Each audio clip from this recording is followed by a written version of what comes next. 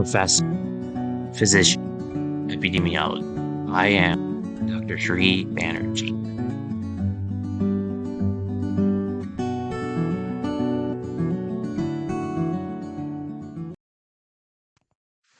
Hello everyone, I'm Dr. Sri Banerjee, core faculty for the College of Health Sciences and Public Policy at Walden University with a joint faculty appointment at Ross University School of Medicine.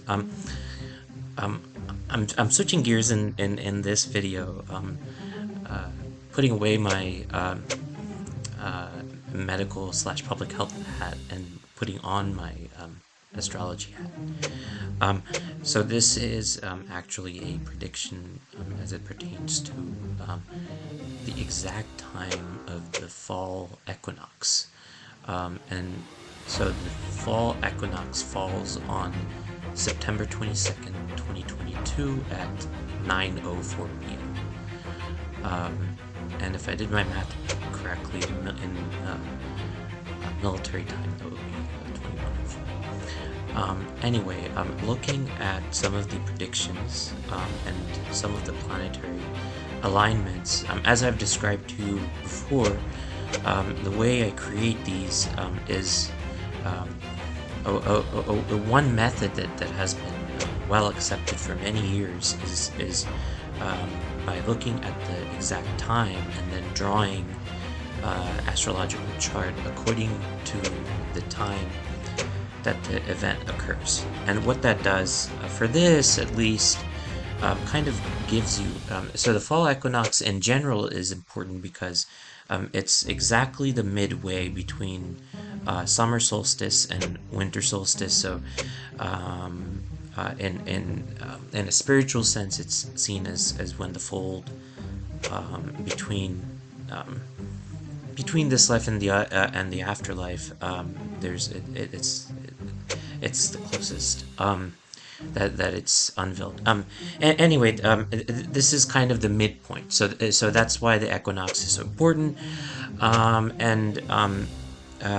Not belaboring some of these points, just looking at the ascendant. Now, the ascendant in and of itself is Taurus, of course. Taurus, not very easy to change, kind of holds fast to ideas, but kind of looking at Uranus right there, so thinking about ideas. So here, when you have a Uranus Taurus on the ascendant, then it can be actually a very good thing, because then it can allow for additional ideas to develop, additional novel ideas to develop. And these are ideas that can be developed. And so what is interesting is that there's an interesting trine that is going on with the planet Venus.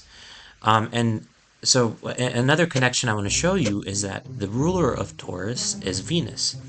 So there's a happy trine that is going on between the two. So not only are you thinking kind of outside the box, but you're starting to think of things that maybe bring joy to you.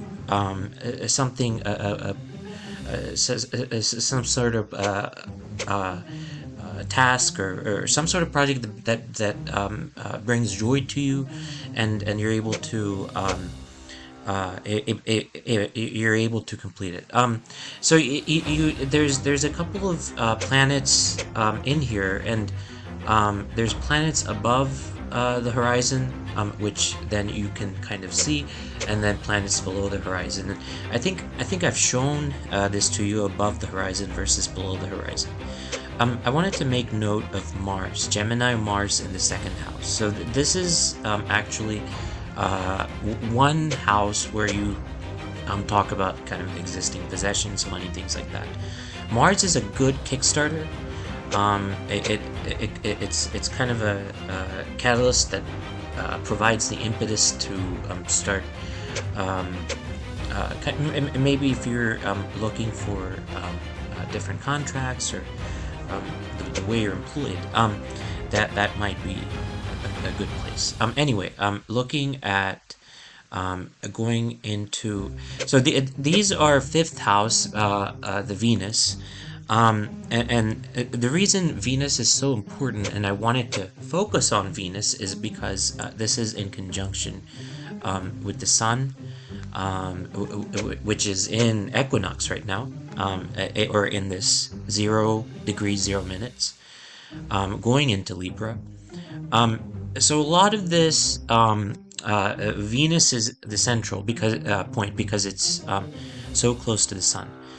Mercury as well is close to the Sun, and so kind of now going into the sixth house, some of these implications.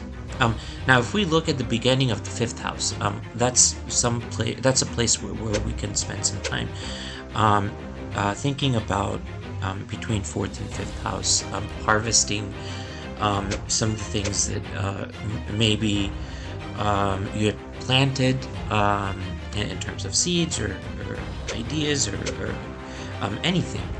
It's good to harvest, and it might be something that is from within, or and any sort of ideas or tasks, things like that can be beneficial to in between the fourth and fifth house. So the reason I'm saying harvest using that term is because this is Ceres is attached to the moon. So it's not only the moon, which is of course representative of many things, but kind of the underlying change, very frequent change. So the harvest series is very important there. Enough about this portion of this. Now we can look at this square between Uranus and Saturn. However, I'm not too keen on interpreting that. There is some importance because Uranus is on the ascendant, so there might be some basis in interpreting that, and I see it as a positive because Uranus is outside the box. It's thinking and understanding concepts which are in ways beyond even our comprehension. And then so it's an ever-changing sort of almost dizzying. And then Saturn brings in Aquarian Saturn brings in, which Uranus is the ruler of, brings in that stability that may be missing from a Uranian sort of Uranian spread, maybe. So let's sum up what are some of the major themes in this equinox reading. So you have a undergirding of Uranian sort of understanding. So thinking outside the box, thinking, having new innovative ideas are actually a good thing because in this chart, at least, there's a healthy incorporation of some of these.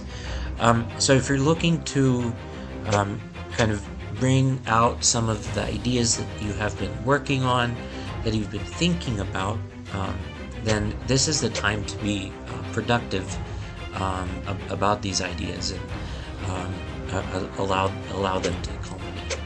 I think this is a pretty good chart in terms of, and I think all charts, in my opinion, are good.